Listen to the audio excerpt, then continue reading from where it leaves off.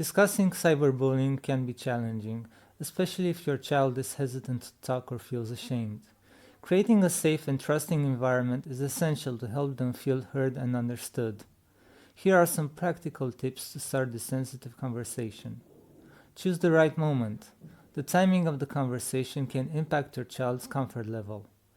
Pick the relaxed setting, such as during a walk, a car ride, or a quiet evening at home. Avoid bringing up the topic during tense moments or when you're both in a hurry. Maintain a calm and open attitude. If you suspect your child is a victim of cyberbullying, your reaction can influence their willingness to open up. Avoid getting angry or judgmental. A calm and supporting approach will help them share their feelings without fear of excessive worry or punishment. Use open-ended questions. Questions that require more than a simple yes or no answer encourage your child to express their thoughts and emotions. Here are some effective examples. I've noticed you've seemed upset lately. Do you want to tell me what happened? Shows concern and interest without forcing the topic. When I was your age, I sometimes had trouble with friends. How are things going with yours? Sharing a personal experience creates a relaxed atmosphere and normalizes social challenges. I've heard that many kids received meme messages online. Have you ever encountered something like that? Introduces the topic without assuming they are a victim. Sometimes people say things online they wouldn't say in person. Have you noticed any comments like that? Allows them to discuss their experience without pressure. If anything online ever bothers you, I want you to know I'm here to listen. Reassures them that they can come to you for help. Practice active listening and validate their feelings. If your child starts talking, listen attentively. Show empathy through eye contact, subtle nods, and supportive phrases like, I understand that you're upset, or that must have been really hard for you. Avoid downplaying their experience, even if it seems minor to you. Reassure them that it's not their fault. Children experiencing cyberbullying may feel ashamed or blame themselves. Make it clear that no one deserves to be treated badly and that such behavior is unacceptable.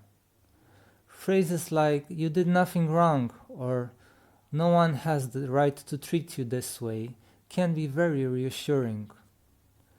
Find solutions together. After your child shares their experience, help them explore options without imposing solutions. Questions like, what do you think would help in this situation? How would you like us to handle this together? Have you thought about blocking or reporting that person? Encourage them to take part in decision making. Offer continuous support. Cyberbullying should not be a one-time conversation. Check in regularly and remind them that they can always talk to you. Show your support with statements like, I care about you and I want to find a solution together.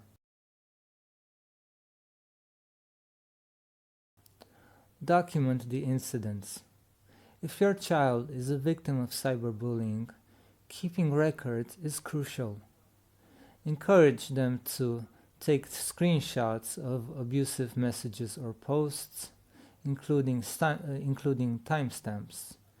Keep a journal of incidents for clear records of events. Use the reporting features on social media platforms. Involve the school and online platforms. If bullying involves schoolmates, contact schools administrators. Most schools have anti-bullying policies, including for online incidents. Also, report abusive content on platforms like Facebook, Instagram, and TikTok to have it removed. Provide emotional support and counseling. Cyberbullying can have a significant emotional impact. Consider counseling with a mental health professional, support groups for children and parents, stress management sources such as meditation or online therapy. Legal options in severe cases. In some cases, cyberbullying may be a criminal offense. If there are threats or persistent harassment, contact local authorities who can take legal action. Consider a protective order to prevent the aggressor from making contact. Consult a digital rights attorney to understand available resources. Build digital resilience. In the long run, help your child stay safely online by educating them about privacy settings and blocking aggressive users, teaching them to recognize and not internalize negative messages, setting up an example of responsible online behavior.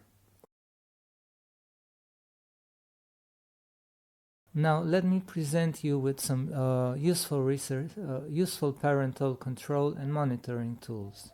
Bark monitors social media, emails, and messages for signs of bullying. Custodio provides monitoring and screen time management. NetNanny filters content and tracks online interactions. And for educational websites, stopbullying.gov, information about bullying prevention and management. Common Sense Media, tips for protecting children's online privacy. Mental health apps, Headspace, guided meditations for stress reduction. BetterHelp and Talkspace, online therapy with specialists in adolescent issues. By maintaining an open approach and offering consistent support, you can create a safe environment for your child, helping them navigate digital challenges more effectively.